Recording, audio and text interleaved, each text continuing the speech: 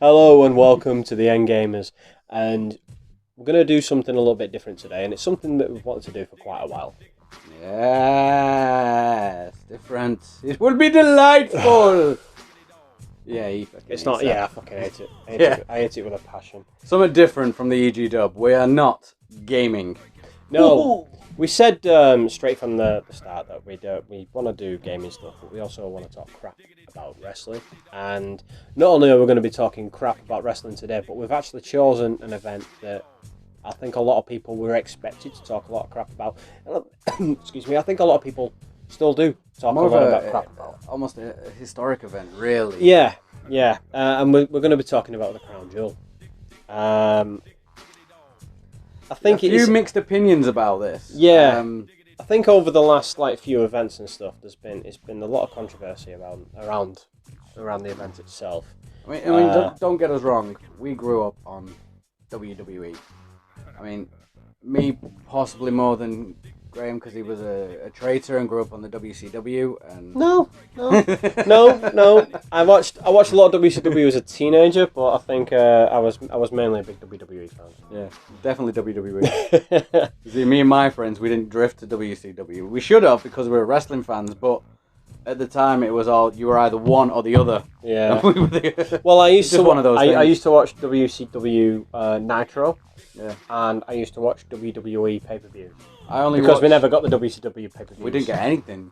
I only started watching the WCW stuff in my later teens where I could get access to it on the internet. Yeah.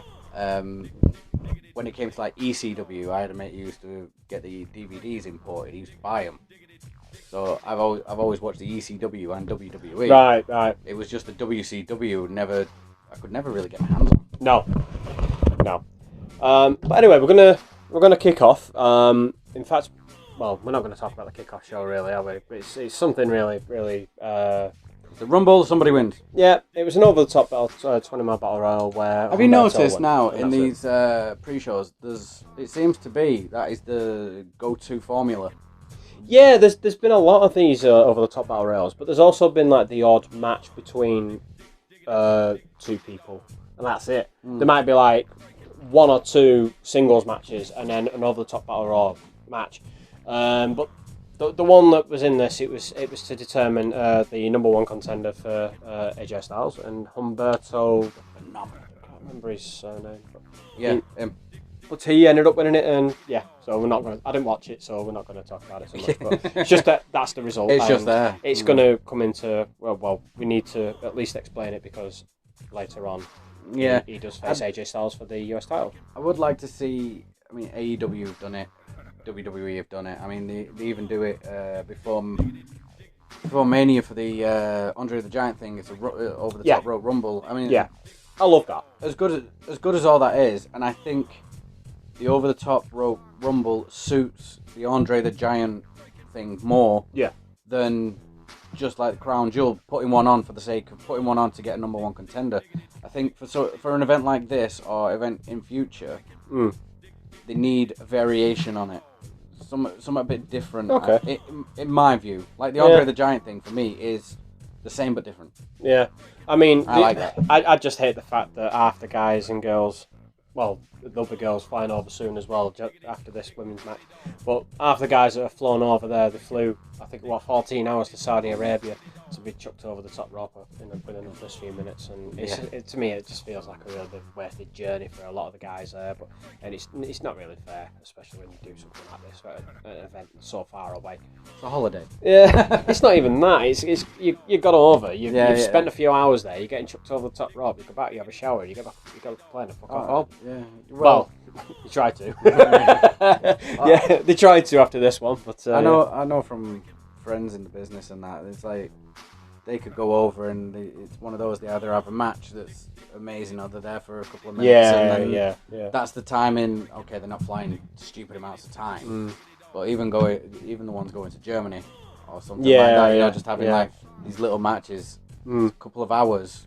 On a plane. At least if you're going over to Europe, you'd be going to different places in Europe. Well, no, a lot of them only do the one. It's not like a tour. That's just like a one shower kind of thing. Right, okay, I got you. So, but yeah, anyway, moving on. We'll move on to the first match, and the first match was Brock Lesnar, The part-timer. the part-timer, The part-timer. versus Cain Velasquez. That's what he should come out as. The part-timer, Brock Lesnar. It would actually be more suited. Yeah. Yeah. You know, he might see this one day. Fucking kill us. He did that thing where that guy kept doing finishes on his girlfriend in the pool, and actually they sent him over to do the finishes on this guy in the pool, didn't they? Oh, Did you ever see that? No. This guy kept uploading videos to YouTube of him doing like finishes on his girlfriend in a pool, and did the F5 a few times. And on one of them, they sent over freaking Paul Heyman, and then Lesnar was over there like afterwards, and he was like freaking chucking him in the pool and stuff. Oh mate, you're gonna have to show me that. I'll find the links for it, but yeah, it's on there. I remember that. I'm going back a few years. It must be. Oh, it was funny though. But yeah, this is Brock Lesnar versus Cain Velasquez. Now, I think it was about 10 years ago these guys actually fought in the UFC. And Cain Velasquez beat Brock Lesnar for the UFC heavyweight title. And that's the reason why Brock Lesnar has a scar just underneath his eye, down his cheekbone. I never knew that. Yep, I because didn't know that. Cain Velasquez was the one who actually cut his eye off, cut his face open during that match. I didn't know that. So yeah, and there's been a bit of a talking like before the match and stuff, and saying like, yeah, I'm going to give you a matching scar and this, that, the other. The match itself, it was short and sweet, wasn't it? It was just Short and sweet. I'd have liked to have seen more. Yeah, I would love to have seen more. Yeah, definitely. I think the way it ended, again, submission. I didn't expect anything less. I didn't expect Kane to win this. I thought this was just going to be a Lesnar show. I wouldn't have expected the Kimura lock to be put in so quickly. No. But I think this is what happens with a lot of Brock Lesnar's matches recently. Well, not recently. Yeah, he's just he just shows up. Yeah. I think. All right. I think it's an untapped talent, though. We were talking about this before. Brock Lesnar, 2003, 4, 5. Yeah. Incredible. Even with Heyman as the mouthpiece. You said it yourself. Coming in doing the Eddie Guerrero. Yeah, he did come in a comedy skits wearing the sombreros and taking the piss out of Great talent, but he needs to do more than these. Yeah, instead of just showing up when he wants. Yeah. Oh look, it's coming up to my time. I better get out of here. Yeah, it was. I mean, I was expecting this match to be an absolute complete car crash, and it wasn't great. Let's just say it now. It wasn't great. But I think the build-up that's been going on with Velasquez, Lesnar, Mysterio, and Dominic, and Mysterio being there and like jumping in afterwards. Yeah, I think that helped it. Yeah, I think especially like with the build-up to this as well. I think ever since the Raw just before SmackDown premiered on Fox, Brock Lesnar came out and attacked Dominic and attacked is a light word. Yeah, and ended up attacking Rey Mysterio as well. He's obviously still pissed off about this, and I think this is going to start up a little feud between Brock Lesnar and Rey Mysterio. Now this is going to be really, really weird. This is going to be like David and Goliath. Yeah, but didn't they do this like back in the day? And I'm almost sure I remember seeing Ray get F5'd into the ring post. Yeah, I think Ray got thrown into that ring post by the big guys loads. Oh, I mean, yeah. There was when fucking he was on that stretcher and Big Show just twatted him into the ring. That was classic. It was brilliant. Yeah, and I see it going that way maybe. Yeah, unless Cain Velasquez is going to be doing something more with WWE. Or F5s on Dominic. Yeah, or maybe somebody else is going to come out, or he's going to get somebody else to try and to get into his corner a little bit. But the MMA locker room against Lesnar. Bring back Ken Shamrock. I know he's in TNA. I know he's in TNA, but bring him the Rumble. Ken Shamrock to the Rumble. Marked it now. Come back. Marked it now. Come back, Kenny boy. Come back. World's most dangerous man comes back in the Rumble. Dang. Oh, it'd be mint that, wouldn't it? Imagine that. Brock Lesnar just sat there going, yeah, just chuck him out. And then Ken Shamrock just comes along and goes, yeah, I'm going to snap your fucking ankle, mate. Because I don't believe they actually mark his words. Put it in your diaries. I don't believe they actually fought in UFC. It would have been great, but yeah. Anyway, we're going to move on to the next match, and this was the Tag Team World Cup Cup. Now, it's the first time I've ever heard of this.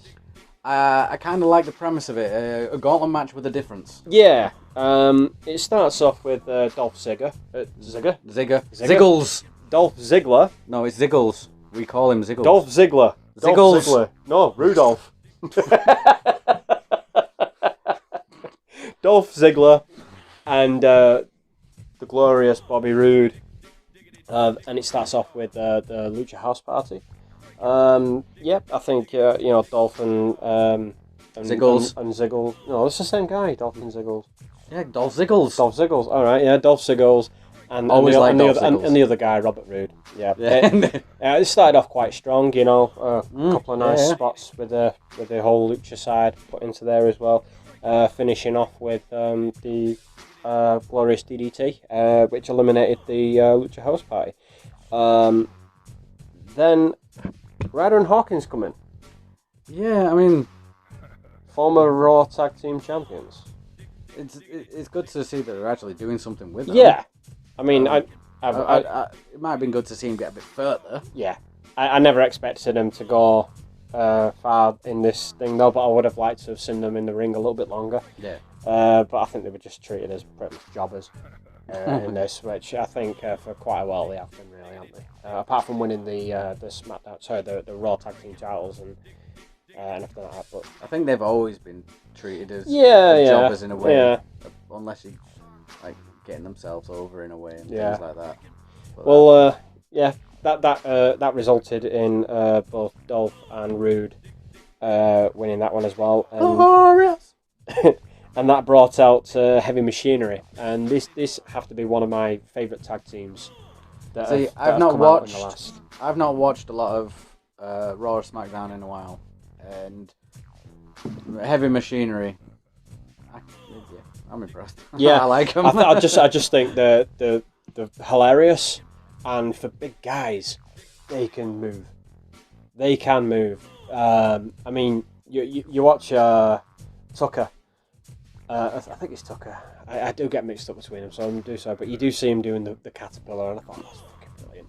That is amazing. That is really, really fucking amazing. Where he takes the shirt off and starts doing his little jig. Well, he never used to wrestle. He used to wrestle in like a one piece, very similar to his tag team partner. But now he wrestles just in trunks. It almost reminded me of Naked Midian to a point. God, that was horrendous. doing his little shuffle, I was like, why are we watching Minion again? No, not Minion. Do you know what? I completely forgot about Naked Midian. I now hate you for putting the image of Naked Midian into my mind. Greatest thing ever. Oh God. But anyway, I think the what do you call it? It's high in the setting. And you could see it. With Heavy Machinery picking up the win with their finisher, the Compactor, which is again, it's fucking brilliant. I do like that. Slam down and then follow it with a big splash. Yeah. I did think that was pretty cool. Yeah, and that brought out everybody's favourite tag team to come up next, which was Ray's favourite tag team as well, as the New Day. it's not that. Before any comments calling me an idiot and whatever, it's not that I don't like the New Day. It's that I don't know. I just think that it can be too much. I mean, Kofi on his own ages ago, was. You kind of split the bill a little bit, didn't they? Where you had. I can see the appeal, like the pancakes and shit. Yeah. I don't know.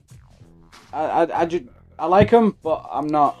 If they win or lose, I don't give a crap. No, I don't. You know what I mean? I just think they're there for the entertainment purposes only. Yeah. They've gone through like the bit of a, I wouldn't say a heel run, but where people didn't really like them so much when they first came out as New Day. They came out as like preachers, didn't they? And then it came out as then they started wearing unicorns. Almost a Deacon Batista kind of thing, weren't it? Yeah, and then they come out wearing unicorns and chucking pancakes and just having a bit of a laugh. But yeah, they came out, and it was a solid performance between the two. And that ended with the I think they call it the Midnight Hour, which was the finisher of the top card. Yep. Yeah. And they ended up picking up the win, and then brought out the B team, which are again former Raw Tag Team Champions. Again, jobbers in the wasted talent. Yeah, I personally. I do. I think especially when you look at Mr. Kurt's. It's Kurt Hennig's son. Yeah. Yeah, it's the son of Mr. Yeah, Perfect. and he's a former Intercontinental Champion, and now he's just like wasted in the tag team division with Bo Dallas. And again, Bo Dallas, you know, they're both really good performers. Yeah, definitely. It's a shame sometimes that somebody has to fit that the jobber title. Yeah. But yeah, they didn't last very long. New Day. You know, I think it was Big E who finished that with a big ending. Yeah. Well, that's it. By this point, you can see the New Day flagging. Yeah. You can see that.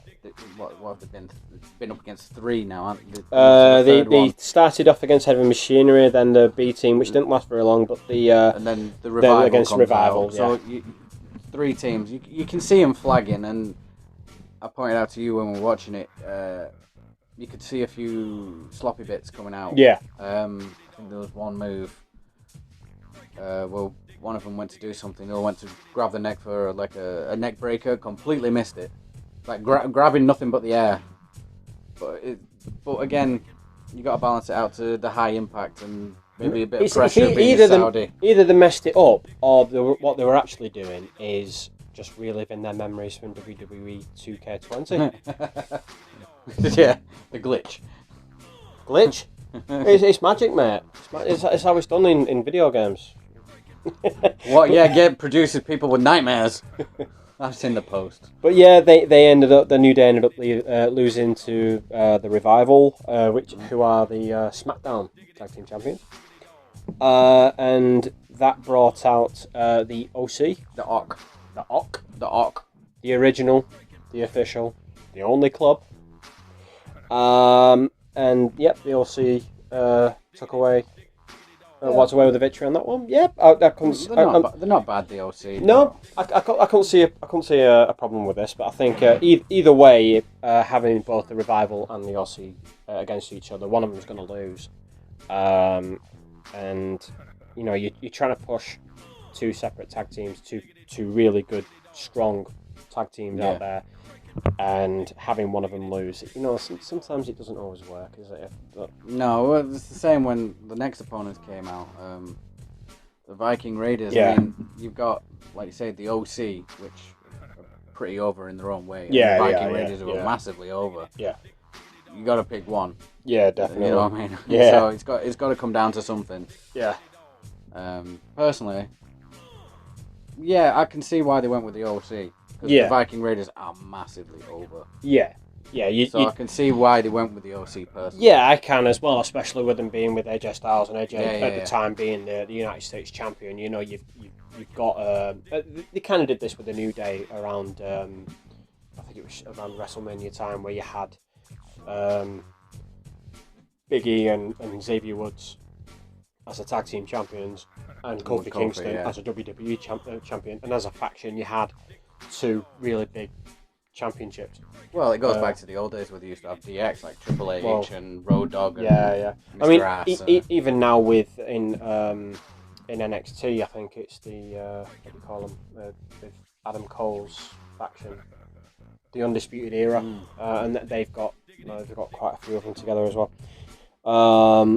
But yeah, the OC ended up picking up the victory against the Viking Raiders, winning the tag team World Cup. I want to see what that tag team World Cup now does for the tag team, as it were. Because again, going back to the Andre the Giant thing, a lot of people get the trophy, and then that seems to be that's it. That's done. Yeah. There's like a line drawn under it, and it's not mentioned again. No. Which I think is stupid. I think there should be something, earn a title shot or something. It gets you somewhere. Yeah. I just hope they don't. A step. I just hope I just hope that they don't do what they did with the big Best in the World trophy that Shane McMahon was dancing around with for ages. And having to come out with some, ring announcer, best in the world, fuck off. We know who the best in the world is. It's CM Punk. Yeah, that whole thing just fucks me right off. Walking off and you got this guy and he's there. Oh, Shane McMahon, you're not the best in the world. You're not the best in the world. You did it because, you know... You did it because Daddy owned the fucking company. But Shane McMahon, he's the freaking dog. Hey, don't get me wrong. I think he's... the amount of shit that he's done in the ring over the last few years, I'll give him a lot of credit. I'll give him a lot of credit. He's got a lot more balls than some of the other guys in the back. Yeah, but you can also go back to a certain point in wrestling and think, has he got balls or has he just lost some brain after the whole King of the Ring glass smash issue that wasn't supposed to happen as it happened? Yeah. Did he lose some brainage there because he was out of it afterwards? Yeah, it wouldn't surprise me at all. That. Somebody replaced it with real glass. Yeah. Holy shit. So, yeah, it wasn't bad. But now we're going to go on to the next match. The next match was Cesaro versus Saudi Arabia's very own Mansoor. And Mansoor won, I think it was an over-the-top battle royale at the previous Saudi Arabia event. And he was well over with all his great talent. Oh, yeah, he's great. He's great, yeah. Putting him with Cesaro, I mean, that's just... Cesaro, it's a match in the making. Cesaro could put me over, and I've never wrestled a match in my life. You know, that's how good this Cesaro table could is. Put Graham over, to be honest. That's how good Cesaro is, and I don't believe you actually would have needed Cesaro in this match to put Mansoor over. No, it could have been anybody else. Yeah, he's that good. I think he could have. And that's no disrespect towards Cesaro. Oh no, hell no. I think Cesaro is definitely awesome. He's in need of a big title push. Oh yeah. How that guy has never walked away with the WWE Championship. Well, that's it. I mean, I don't know. He got a title push for a while, but then they put him with Sheamus, and then they were just awesome together. Oh yeah, that tag team were fantastic. Well, and then Sheamus was semi-retired or whatever. The current I don't know what's happened with him. Right I think injury or something. But yeah. But after that, Cesaro's just. Like I said to you before, he's doing almost the Kane thing, putting over the newer guys. Yeah. But I'd like to see Cesaro main eventing for a title. Definitely. A big title. I'd like to see. I'd love to see him. I think you know my a lot of my you know personally a lot of my thoughts on the Universal title. It's not a bad title, but I personally prefer the WWE title. Yeah, I'd like to, and I'd like to see Cesaro go for that. I'd like to see him. I'd agree with that definitely. Yeah. It'd be a good one to see him go for, and almost like it could be the WWE's way of thank you for doing all this. It's kind of the same way as what they did with Kofi Kingston as well. Yeah, I mean, we know that he come in last minute because of the injury to Ali, but because he was that over with the fans after what he'd done, and the fans actually pushed WWE into a corner and pretty much said make him champion, and that's what they did. So I hopefully again, like Cesaro puts on great matches, and Kofi, you know yourself watching the Rumbles, there was always a new innovative way of him getting thrown out to get back in. Definitely. Like nicking, was it JBL's chair? Yeah, he nicked JBL's chair and bounced on the chair back to the ring. Yeah. He walked. He was handstand walking on his hands, weren't he? And even standing on a tray of pancakes. It's so innovative, and that's it. It's new ways. And I think that's what they should do with Cesaro. Find a way to get him into that main title. Put him into that picture. Yeah, just be awesome. Yeah. But we'll go back to the match as well. It's like there was a few amazing segments in this. There was obviously right towards the end was the reversal of I think one of Cesaro's moves, which Mansoor reversed into a powerbomb from the corner buckle. There was jumping over the top ropes into a net breaker, and Mansoor ended up winning the match with a fantastic moonsault. Yeah, that was.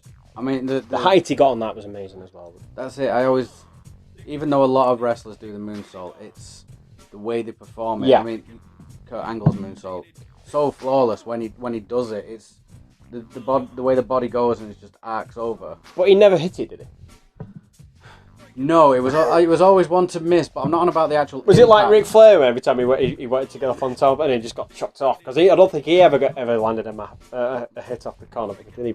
But it's not that. It's the body arc when they go over and the height that they can get on it. The height on that moonsault was brilliant. It was great. And yep, top marks to Mansoor, top marks to Cesaro, top marks for the match, and possibly one of the best things to happen in this. Oh yeah, I'd agree. Yeah, definitely. And Mansoor, if you're not gonna push him now, don't waste your time. You know, just let him go somewhere else and let him actually, you know, and just let him do that. You know. Yeah, he's a great talent. He's got a lot that he can do. Don't just let him. Don't just put him over twice in Saudi Arabia and then just don't mid card him. Just let him do something special. Yeah. Don't mid card him. Push him. Yeah. Definitely push him. Then we go on to the second of our matches where we have like a celebrity match, a special guest match. I'm going to let you chat more about this because you know more about Tyson Fury. I do. Tyson Fury, undefeated heavyweight boxing champion, against the monster among men, Braun Strowman. It's awesome. I think his entrance was just Tyson Fury all day long, coming out over the top kind of thing, is it? Yep, coming out to Preacher Man. Yes. Well, first of all, it was that before coming out to his original, his own music, coming out dressed in full Saudi attire, which is with very good respect. Yeah. A lot of people wouldn't do that. No. But again, it's just Tyson Fury at all. You know, he wants to make the event about him. You know, he's a big showboater. He'll do anything. He'll do a lot to put the cameras on himself. We'll talk about the match. I think personally, I enjoyed this.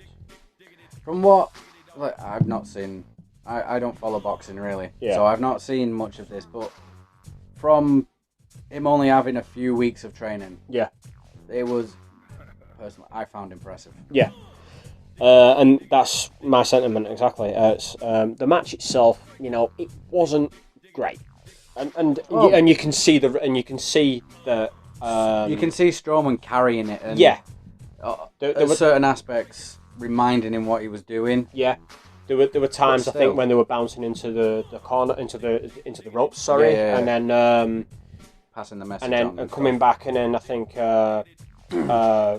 Fury hit Strowman, and then Strowman just kind of like went back because he didn't get the momentum from the hit. Yeah. So he kind of had to make a little bit of momentum to go back and rebound off the rope and come back and clock in one. Same thing happened. I think Strowman pushed or hit Fury, and Fury stumbled back and then turned around to do something, and Braun was ready, and it's like Fury forgot. Yeah. I think it was for a power slam. It was, and he just walked in and It's like he forgot, and then when he saw Braun like that, shit, that's what I'm doing. Yeah. But that's because he's not a pro wrestler. No, that's because that's like I said, for a few weeks of training, the match was better than I'd expect. Oh, by far. I've seen people, myself, I've been in the room with people that have had more training than that and still forgetting what they're doing. Yeah. But that, I found a couple of weeks, it's probably been intensive training, but it can be information overload. Yeah, it can do, Massively overload. And he's used to the bright lights and big time events, but that's totally different from a boxing event. Yeah. I mean, it's like, for example, I was just saying some of his movesets. We'll talk about some of his movesets as well. Like, he coming out off the ropes and coming out with a big boot. You know, that was great. I didn't expect that, to be honest. I didn't see that coming. Coming out with a variation of Roman Reigns' drive-by, like when Braun went for his jog around the ring and went to clock in one, he jumped up and did like a variation of the drive-by, which was that was. I mean, he even hit like a mini drop kick on when Braun was running around. That was what was on outside. Like mini drop kick. That was it. Yeah, it was a variation of the drive-by. Yeah. I expected from a boxer clothesline, upper body moves. I didn't expect a big boot. No. It might have happened before. I don't remember. No, we have had wrestlers versus boxers in the past as well. Don't talk about Mayweather. No. That was unfortunate. No, we just talk about Mayweather. That was unfortunate. Yeah, I'm not a fan of Mayweather, by the way, just in case you were. But no, the ending to that match, I thought I expected this. I expected the way it was going to end. I expected some of the skits that were going in there. I think just before the ending as well, Tyson Fury was flat on his ass and he sat up Undertaker style, just like he did against just like he did against Deontay Wilder after he flocked out. You know, he was out for like 6 seconds and all of a sudden just got up and Wilder's like, what the fuck? You know, the look on that guy's face is. It was a picture, wasn't it? Yeah. What the fuck do I do to put this guy down? So yeah, Shit. I like that little skit there. They were kind of taking the piss out of that a little bit. But the actual finish itself, even though I was expecting how it was gonna, in the way it was going to end by a punch knockout. It was, no doubt about it. But I thought it was gonna knock him out and counter and pin him. See, I was going the other way. I was expecting the knockout, but I was expecting it in the ring and for him to be freaking. Right, so for the ref to count the 10. Boxing style finish. Yeah. In a wrestling event. I did not expect knockout outside of the ring. No, the whole knockout outside the ring I thought was a bit silly, but I think when you come back to what happened afterwards as well, after the 10 count went and Tyson celebrating and stuff, Braun Strowman suddenly got his bearings again, come in and just power slammed him into the ring. I thought, that wouldn't have really happened so much if it was done in the middle of the ring. If he won. Well, it could have been. I mean, if they wanted to do that in the ring, they could have had him walking around celebrating, doing all this stuff, and then Braun coming to going, what the shit, and then doing it in the ring rather than from outside getting his bearings and then going straight in. Yeah. They could have done the outside inside. Okay. All right. That's what I think. All right. So yeah, not a bad match. No, not a bad match by any, taking nothing away from either of them. Absolutely not. No. Braun carried that match. He did, yeah. Awesomely, and Fury. And he did well. He did brilliantly, in my view. Yeah, I thought it was pretty good to transition from the boxing to what is almost synonymously known as the scripted world in WWE. Yeah. Is pretty good. Yeah, I thought it was good. Yeah, and congratulations to Tyson for that one. Yeah, brilliant match, mate. Brilliant. Although I've got to say, that was the whole, because I watched it the day after, and it was all over the news. Why? I missed that one bit. This was the result that he wanted to watch the most, and then he just one bit. I wake up in the morning. Yeah. First thing I see. Fuck you, BBC News. Yeah. It was like the only thing. It was like the one bit I missed. I was like, I'll come back to that later. Yeah. No. So now we're going to go on to the next match, which is AJ Styles versus Humberto. Again, I can't remember his surname, so please don't slate me. Another good match. Again, yeah, another great match. AJ Styles in the same breath, in the same way that Cesaro can. Unfortunately, it's going to sound tacky, but AJ Styles, phenomenal. It's shit to say, really cheesy to say. They don't call him the phenomenal one for nothing. What can you say? It's like a good word to describe it. Yeah, and again, he like Cesaro, AJ Styles can put me through a match. I'd love to see that, please. I'd love to see him go through a match. I am meeting him on Saturday, so I'm kind of hoping that I can. I hope. I will film it, and I would love to see you go through a match. Oh, just one. I'd not the best about me. Yeah. No, I'm on about when you're awake, not when you're dreaming. Oh right, yeah. Or playing like 2K20 or No Mercy. Yeah, 2K20 when you dive off the corner buckle and actually hit him at the entranceway. I want this to be in the real world, not the Matrix, G. The real world. I do apologise for that. But yeah, AJ won that match. A lot of good skits in there. Humberto pulling out a lot of the high flying moves, jumping over corner buckle, things like high that. Spots, good. And it was actually nice to see. I didn't really notice. interference from the OC on this No, one. So this was... going to other previous AJ matches in the last few week run up and previous pay-per-views, it was quite surprising to see them not.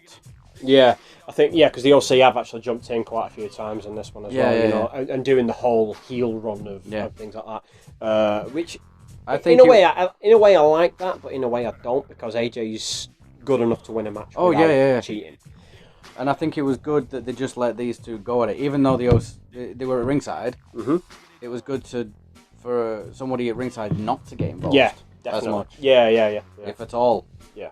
I can't remember off the top of my head, but it was good not to see that. It was good just to see them stand back, let them do the thing. Yeah. But again, two good talents, and there'd be no point in interfering. They're carrying the match themselves. They don't need anything else. Yeah. So, we're going to go on to the next match. Now, this match, I'm just going to straight up say it now. I think it's the women's match between Natalya and Lacey Evans. The match itself, I didn't think was all that great. I think technically it's a good match, but it didn't seem as good as what you said. Some of the other matches. These two women have performed well recently, quite a few times, and those matches have always been like a hell of a lot better than what this was. But having said that, this isn't the main talking point of this match. The match could have been absolutely fucking awful. No. But it's the importance of the match, because any match can be awful. Yeah. But it's how the two performers do it, and when you've got Natalya in there, you know. Yeah. Even if Lacey had completely ballsed it, Natalya would have carried it. But like I said, the most important thing about this, the biggest talking point about this, is the fact that this was the first WWE women's match in Saudi Arabia. And it's something that the fans of WWE, ever since that the WWE had announced that they were going to be doing some pay-per-views in Saudi Arabia, and the women were never there, due to the women's rights in Saudi Arabia as well. I mean, I know that things are changing, and things are changing over there for the better. For example, women can now drive in the country. I'm not so sure if they can vote just yet, but I'm not. no, there's a lot of things on there I don't really know. But for example, women, you know, they can't. It's walk getting around. A lot better for them. They can't walk around without a man. But everything is getting better. Unfortunately, I would have liked to have seen women performing in Saudi Arabia straight from the start. I would like to have seen it where, especially with this era after the revolution, the women's evolution. You need more matches. Yeah, definitely. You can't just go to another country and not include one of the main things that has been a massive improvement. Yeah, definitely. The women in a lot of wrestling has always been an untouched talent. Yeah. Because it was always mud wrestling and bra and panties matches. Well, it was never a serious match, was it? You know, it was only. They'd skipped so much talent by doing that kind of crap. Yeah, they have. Yeah. But like I was saying, this is the most important thing. It wasn't the match itself that was important. No. The result of the match or the quality of the match. It was the fact that the match happened. Yeah. And we hope to see more of it. And definitely, if this is anything to go by, then who's to say that we're not going to get the greatest women's Royal Rumble? Yeah. In future, and bring the full roster of women stars over. Well, that's it. Who want to go over, by the way? If there is another event. Well, that's controversy. That's another controversial topic as well. That's it. They've dipped the toe in at the minute. Now it's time to jump full head in next time. Yeah, definitely. Get some good matches going. Yeah. I mean, even if it's not going to be a straight up women's Royal Rumble from the start, or even a Battle Royal, another couple of matches in there, tag team match or the women's tag team match or something in there. Put something else in there, and get that better, make that better. I personally would have, and like a lot of people as well, would have liked to have seen women being involved in Saudi Arabia matches straight from the start, and it wasn't. But like I said, this is it's a toe dipping effort. It is, to see how it got over, and it worked. Yeah. And now, providing that they go back, we could open the tag team division there as well. And like I said, a lot of more singles matches as well. Yeah, definitely. And congratulations both to Natalya and Lacey Evans for that groundbreaking moment. Now we're going to go on to a match where every time there's an event in Saudi Arabia, there's always like what do you call it, like a legend going over, isn't right, there? Like yeah. The Undertaker's gone over a couple of times with Kane. Almost like a nostalgia thing. DX has gone over. Goldberg's gone over. Unfortunately, they should have left him there. As a Goldberg fan, I felt really bad for him that day. But let's just forget about that for a second. But this is I'm not here to bash Goldberg today. This is a 5-on-5 match. Survivor Series style match. No, it was just a tag team match. Yeah, just a tag team match. Mistake. Team Hogan and Team Flair. There was lots of individual feuds that culminated in this match as well. So you had Bobby Lashley fighting against Rusev. You had Shorty G, which is the worst name. WWE, what the fuck have you done to Jack Gable? He's the same height as Ali, and you're calling him short. Rey Mysterio shorter. And I know, I'm the same height as Rey Mysterio. But we don't get called short in the ring. What the fuck have you done to that guy? He's coming out dressed up in fucking, like, basketball shorts and a hood. Shorty G wearing basketball things. It's like that old Skilo song. I wish it was a little bit taller. I wish it was a ball. Well, what the fuck have you done to it? Anyway, let's just go off there. It's this was again. It was just you know, putting 10 guys together with Hogan and Jimmy Hart and Flair. Good to see Jimmy Hart. I've always liked a bit of Jimmy Hart. I've never been a fan of Jimmy Hart. I've been a fan of the Mouth of the South. No, I mean I've heard he's a lovely guy. When I went to the For the Love of Wrestling event in Liverpool, the amount of people that actually went to meet him and they said absolutely nothing but positive, good things about Jimmy Hart. Even to a effect like where I think a family went over to get their photograph taken with Jimmy Hart, and he gave autographs to the kids free of charge. You know, and I thought, what a nice thing to do. You know, but anyway, let's get back to the match itself. You know, just it was all the usual skits that you'd see from there. You know, the big dog Roman Reigns doing his big dive over. Ali countering the RKO in a fantastic way. I do like that. I do like that. I love how that's done. I've never seen that done before. I mean, I know it was done in previous like SmackDown in shows before, but Raw or wherever they are now. It's NXT, Raw, whatever. The way that it was done. Sunday Night Heat. Yeah. But the way that was done, it's amazing. That should have been the end of the match, not getting the freaking with a big poodle to hit somebody. But again, we had. I don't like him either. But yeah, it all ended with a Superman punch and a. See, Reigns' work ethic, brilliant. Yeah. Put him in the squared circle. Get him out quickly. No, I disagree with that. I think he has been pushed. Grant, he's got a lot better. I think he's been pushed. I think he's been pushed in the wrong way a lot of the time. His work ethic has been a hell of a lot better. His promo work has come on leaps and bounds. To be honest, it wasn't going to be hard to beat his promo skills in the past because he sounded about as wooden as this table. It was like watching Sid Vicious freaking promos from back in the day. Start off. No, can we do that again? You're live, idiot. Oh yeah, I forgot all about that. Did you? Yeah. Oh, can we do that again? It's like we're live. But fucking hell. I can't. The shit that he's been through and his work ethic, I cannot knock. No. It's the same. I felt the same way about Cena. His work ethic and what he did and does for the company, I couldn't fault.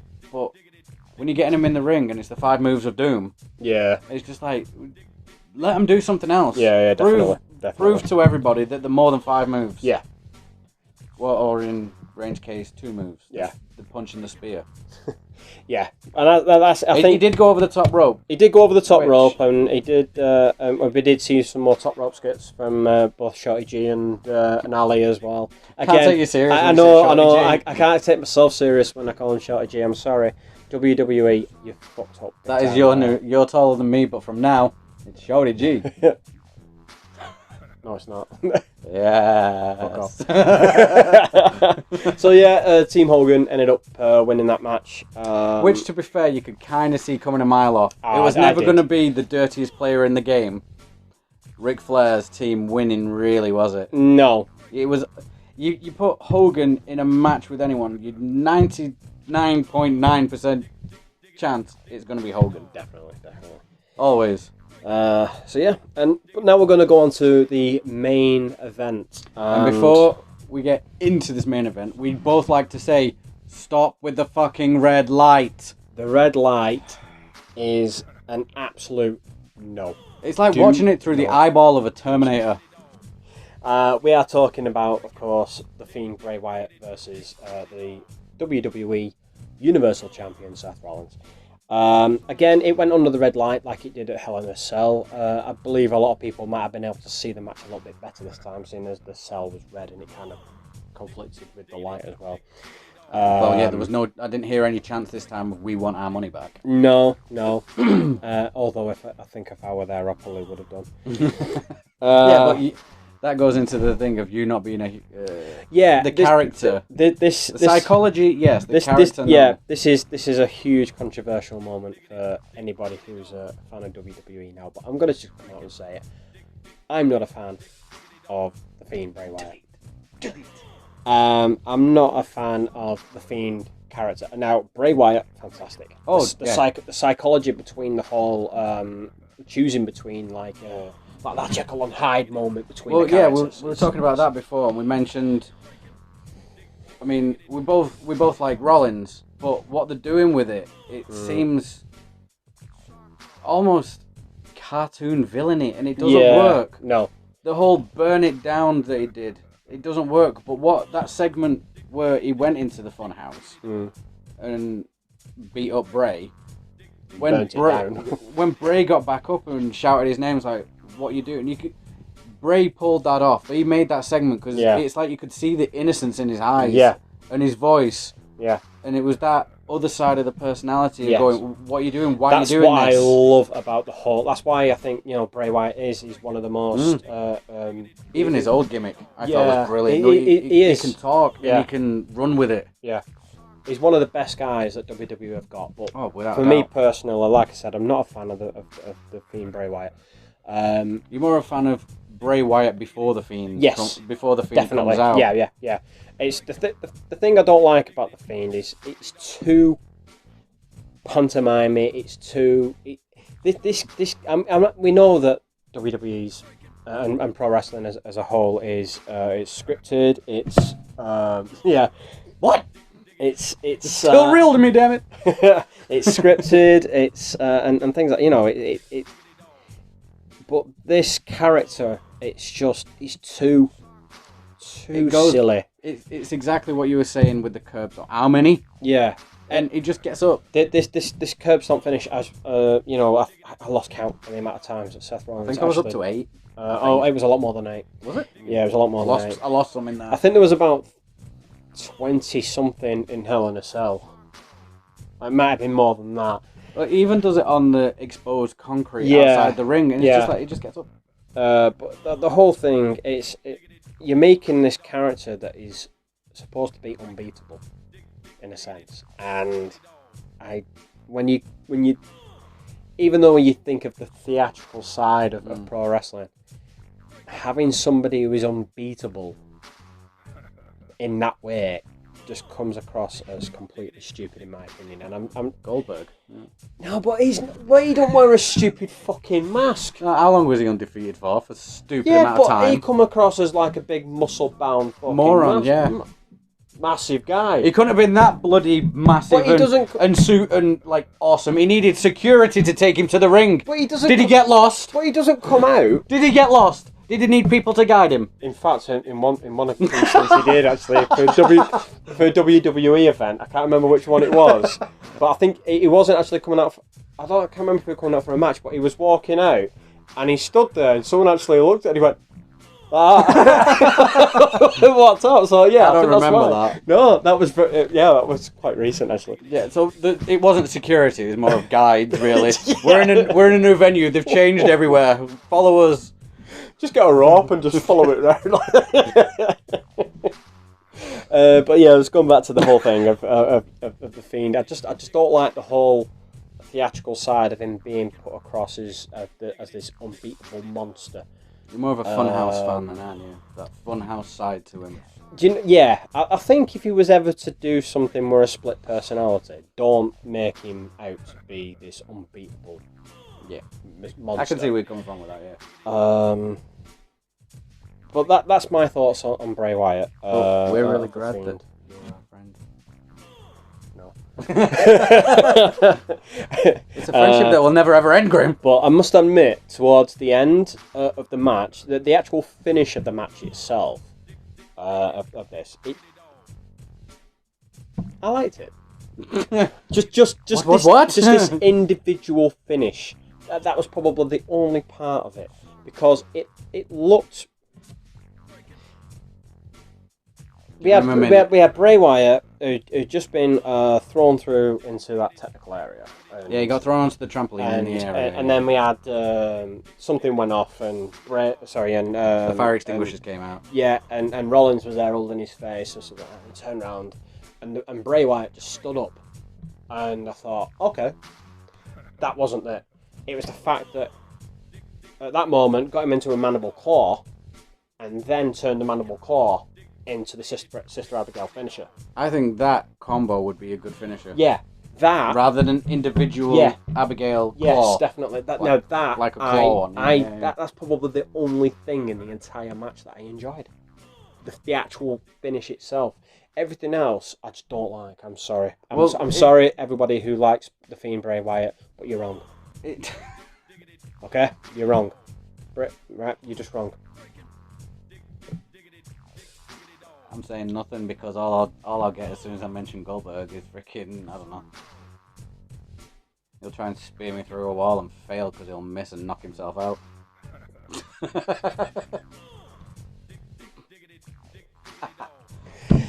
That'll never happen. So, shall we see about that? But like during the match as well, they had the skits in there as well, which with Sledgehammer, which was one of the reasons why the initial Hell in a Cell match was stopped. Again, just things like that. It was an okay match. It wasn't. I don't. That's my opinion. What got ruined? The match, I think, would have been a hell of a lot better if Bray Wyatt weren't in it. Go on, carry on. Such a dick. No, not that much, but if Bray hadn't kept getting up from the curb stomp. Yes. Because he got a curb stomp and he got up within seconds. It made the whole finisher redundant. It didn't sell the curb. No. It's not. It needed to sell the curb stomp. Even if it was just for another 5-10 seconds. Just that initial, holy shit, I've had my head smashed on the floor. Yeah, definitely, yeah. It rather than, let's go again.